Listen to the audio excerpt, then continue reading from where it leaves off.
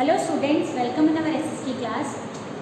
So let me continue our first chapter, the story of village Palampur, and today's topic is farming in Palampur.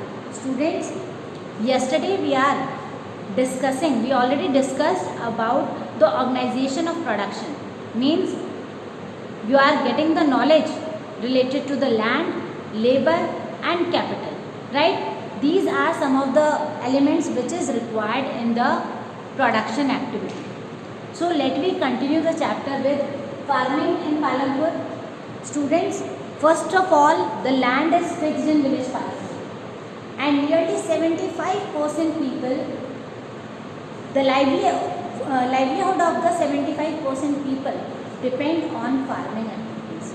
It means the 75% population of the village Palampur are engaged in agricultural activity in the village Palampur, and they could be farmers or farm laborers. जो dependency है और work कैसा है, farmers या फिर farm labourers के तौर पर.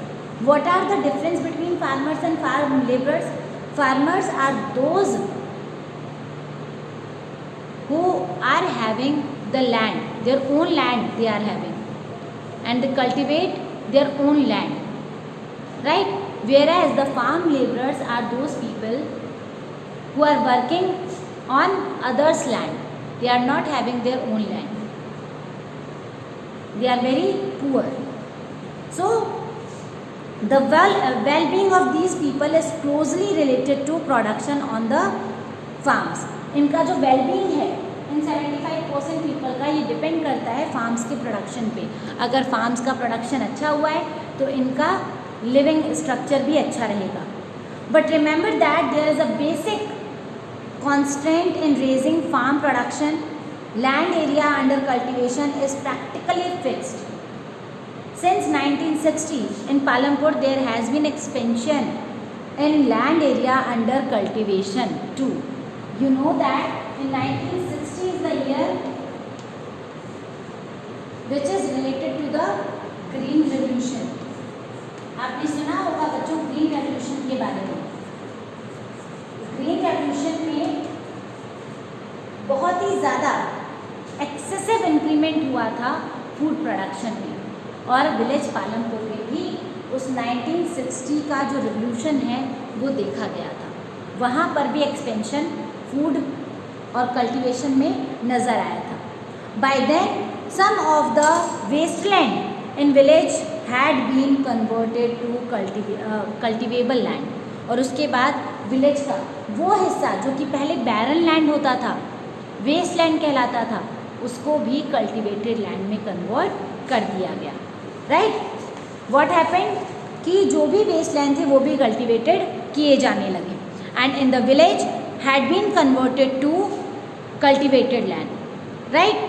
सो there exist no further scope to increase farm production by bringing new land under cultivation.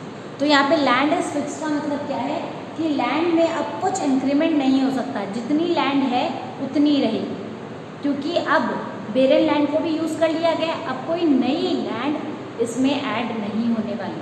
तो जिसके पास जितना लैंड एरिया है वो उनका फिक्स्ड है, उसमें कोई चेंजेस अकर्स नहीं है. The standard unit of measuring land is hectare. आपको बता दें कि लैंड के मेज़रमेंट का जो मेज़रमेंट यूनिट है उसे हेक्टेयर कहा जाता है. Hectare. What is hectare? Measuring unit of land.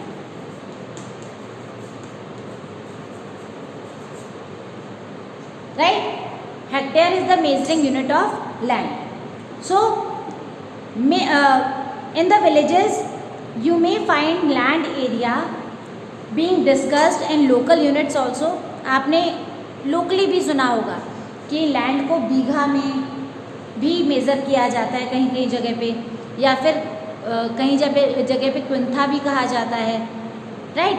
और वैसे हम लोग मैथमेटिकल टर्म में स्क्वायर किलोमीटर के कॉन्सेप्ट में भी मेज़र करते हैं. Right? So the measurement unit of land is hectare.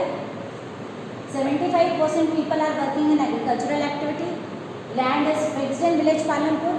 It means there is no changes occurs in the land area in village Palampur, right?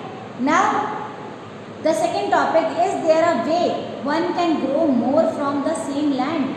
तो जब लैंड फिक्स्ड है तो क्या कोई ऐसा तरीका है कि उसी सेम लैंड पर ज़्यादा कल्टीवेशन किया जा सके? Exactly, the new things included for enhancing the farming, for enlarging the farm production. और क्या होती है वो नई चीज़ें, चलिए डिस्कस करते हैं.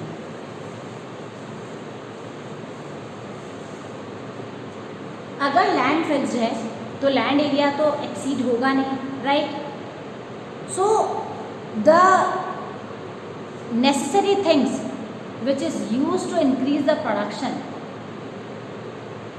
Is introduced at the time 1960. 1960 के दशक में वो नई चीज़ें इंट्रोड्यूस हुई थी फार्मिंग में, जिसमें लैंड के फिक्स्ड होने के बावजूद लैंड का प्रोडक्शन जो है उसे इंक्रीज किया जा सकता था. और वो चीज़ें क्या थी? These things are HYV seeds. The full form of HYV is high yielding variety of seeds. Chemical fertilizers,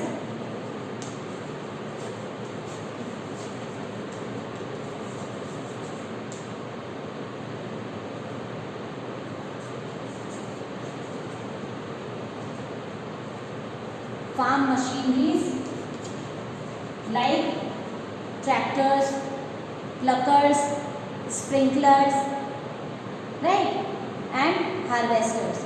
These are some of the tools and equipments. These are some of the farm machinery which is used in the village Palampur for increasing the production.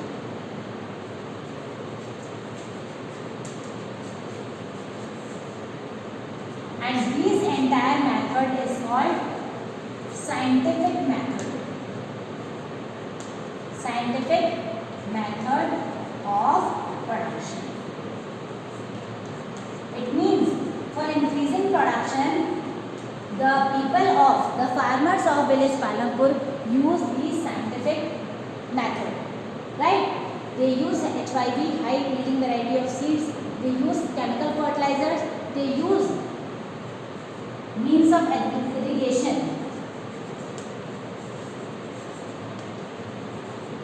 Now the irrigation method also changes, and what method they use? They use tube wells in their farms. For irrigation they are using tube wells. Right now, right? Now one more thing we use for growing more production, and the second thing which is used for growing more production is multiple cropping. अगर हमें production ज़्यादा करना है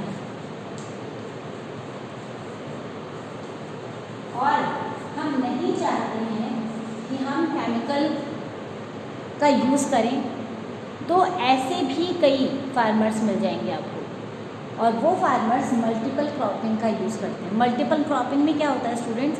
इन multiple cropping they grow, firstly they divide the land area into several parts, maybe 2 or 3 parts or 4 parts, and then they growing different kind of agricultural crops, or maybe this is also happen that they grow 3 season food crops. Multiple cropping में क्या होता है बच्चों कि एक ही patch of land में बदल बदल करके मल्टीपल क्रॉपिंग करना. एक बार खरीफ की कल्टीवेशन कर लिया, एक बार रबी का कर लिया, तो फिर एक बार बीच में जायद का कर लिया. जैसे मान लीजिए एक बार गेहूँ उगा लिया, तो फिर लैंड का जो फर्टिलाइजेशन है उसको इम्प्रूव करने के लिए लेंटिल्स यानी कि पल्सेस, दालों की खेती कर दी, क्योंकि दालें क्या होती हैं, ये लेग्यूमिनस क्रॉप होती हैं, और ये फर्टिलाइजेशन जो है मिट्टी का उसको रीसस्टेन करने में मदद करती है. तो ऐसी जो क्रॉपिंग होती है, मल्टीपल लेयर जो क्रॉपिंग होती है, उसे मल्टीपल क्रॉपिंग कहते हैं. और मिक्स्ड क्रॉपिंग, वो जो अभी मैं बता रही थी कि लैंड एरिया जो है उसको कुछ पार्ट्स में डिवाइड कर लिया, बेसिकली इस तरीके की क्रॉपिंग वेस्टर्न कंट्रीज़ में होती है, जहाँ पे बड़े बड़े फार्म्स होते हैं, वो अपने फार्म्स को 4 हिस्सों में डिवाइड कर लेते हैं, उसके 2 हिस्से वो वेकेंट छोड़ते हैं, ठीक है। 2 हिस्सों में खेती की जाती है मल्टीपल क्रॉपिंग की, उसमें भी 2 अलग अलग क्रॉप्स लगाते हैं, और जो 2 हिस्से खाली छोड़े हैं उनमें से एक तो पूरा ब्लैंक रहेगा अपनी फर्टिलाइजेशन को रिसस्टेन करने के लिए, और एक में वो वहाँ पर मिक्स फार्मिंग के तौर पर जानवरों को, कैटल को भी डोमेस्टिकेट कर लेते हैं। तो कैटल्स का जो वेस्ट मटेरियल होता है उससे वहाँ पे बायो फर्टिलाइजर्स तैयार हो जाते हैं। So this is also kind of agriculture, also a kind of production in which without using any kind of enhanced technology, without using any kind of scientific method, the production increases. Right students? Later we discuss more about this topic. So thank you and have a nice day.